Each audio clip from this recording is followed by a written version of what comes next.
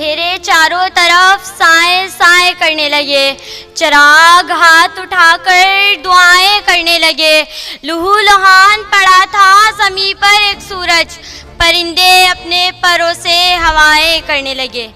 آج اس ایوان میں میرا موضوع تقریر ایک حقیقت ہے، لیکن یہ حقیقت بصارت عامہ سے سامنے نہیں آتی۔ اس کے لیے یقین محکم، عمل پہ ہم اور محبت فاتح عالم کو پیمانہ بصیرت بنانا پڑتا ہے۔ تو آئیے آپ کو اس منظر کے پس منظر میں لیے چلتی ہوں کہ جہاں سے آپ کو میرا انتخاب اور وجہ انتخاب بھی معلوم ہو جائے گا کہ منظر پس منظر پس منظر پس منظر گر تیری نظر مرد قلندر کی طرح ہو۔ سامعین محفل، ذرا اپنی پلکوں کو جھکائیے، آنکھ بند کیجئے اور اپنے سامنے صاف نظر آنے والے اندھیرے پر سے پردے تخیل کو وا کیجئے اور دیکھیے کہ یہ گل سینٹر حیدرآباد کا پررونق چوراہا ہے۔ اطراف میں قومی پرچم جا بجا لہرانے کی وجہ یہ ہے کہ آج یوم آزادی 14 اگست ہے۔ چوراہے پر نصب ٹریفک سگنل کے کھمبے پر قومی پرچم لہرا رہا ہے، مگر کوئی یہ نہیں دیکھ رہا کہ پرچم الٹا لگا ہوا ہے۔ نہ جانے کتنے وزراء جشن آزادی کی تقریبات میں بطور مہمان خصوصی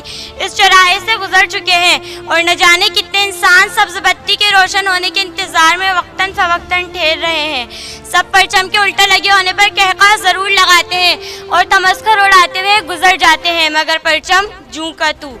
لیجئے چند نوجوان اپنی موٹر سائیکلوں کے سائلنسر نکال کر جھنڈوں کو سروں سے باندھے ہوئے،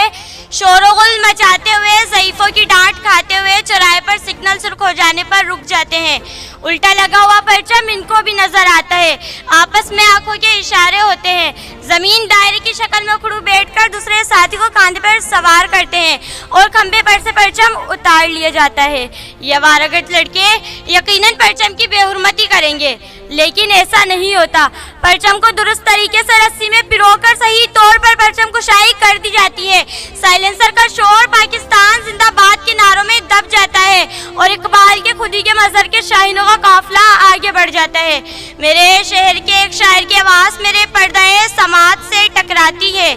کہ ہے چند لمحوں کی اور ظلمت، اجالا پھیلے گا چار سو اب، ہویدا سارے صبح ہوئے ہیں، اندھیرے جہاں سے گزر رہے ہیں، اندھیرے جہاں سے گزر رہے ہیں۔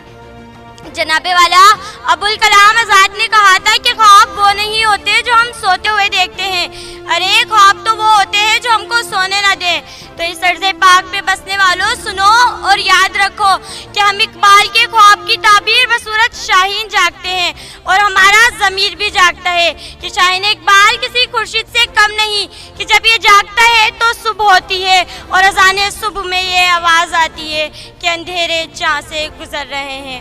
میرا موضوع تقریر فقط ایک مصرع ہی نہیں بلکہ بیداری شعور کا شاخسانہ بھی ہے، مگر ساتھ ہی اعتراف جرم بھی، کہ اگر اقبال کے خواب کی جیتی جاگتی تعبیریں کچھ بصارتوں کو فقط اندھیرا نظر آ رہی ہیں تو اس کے ذمہ دار بھی وہی ہیں کہ جنہوں نے شاہینوں کو تعمیری سوچ دینے کے بجائے اپنے سیاسی کارکنان کی حیثیت دی، جن کے ہاتھ میں قلم دینے کے بجائے ہتھیار دیے، بلاغت گفتار کے بجائے نعروں کی للکار سے نوازا، نصیحت جہد مسلسل کے بجائے حق چھیننے کا سبق دیا، جنہوں نے شمع علم کی لو کو ہوا میں اچھال دیا، باغ کی صورت اجاڑ دی، گلوں پر تیزاب ڈال دیا۔ مگر دھیان رہے کہ ملزمان حرم کی تنگیاں کتنی ہی بڑھ جائیں، خزاں پرست کیسا ہی انتظام کیوں نہ کرے، منجنی کے منبر سے کیسا ہی ستم ڈھایا جائے، غرور جبہ و دستار نہیں رہے گا، شعور مشرق کے نو تباہ نہیں ہو سکتا۔ ہم اقبال کی تعبیر ہیں، ہم روشن مستقبل ہیں، ہماری رگ رگ میں ولولے ہیں، ہمارے قدموں پہ زلزلے ہیں، ہمیں جینے کے حوصلے ہیں، ہم سو نہیں سکتے، ہم اقبال کے خواب کی تعبیر کے لیے جیتے اور جاگتے ہیں اور جاگتے رہیں گے، اعلان صبح بنتے رہیں گے اور اندھیرے جہاں سے گزرتے رہیں گے۔ اگر آپ بھی میری طرح اندھیروں کو جہاں سے گزرتا دیکھنا چاہتے ہیں تو عرفہ کریم کی صورت میں دیکھیں، اے لیولز میں پوری دنیا کو حیران کرنے والے علی معین نوازش کو دیکھیں، او لیولز میں نمایاں کارنامے دکھانے والے ابراہیم شاہد کو دیکھیں، کھیل کے میدان میں کم عمر حسن رضا کو دیکھیں، جاں بازی میں راشد منہاس کو دیکھیں، اور فقط ماضی کے جھرکوں میں نہیں بلکہ حال کی خوبصورتی میں میرے یقین کو دیکھیں، مجھے دیکھیں اور میرے ساتھ آواز ملائیں کہ ہویدا سارے صبح ہوئے ہیں، اندھیرے جہاں سے گزر رہے ہیں، اندھیرے جہاں سے گزر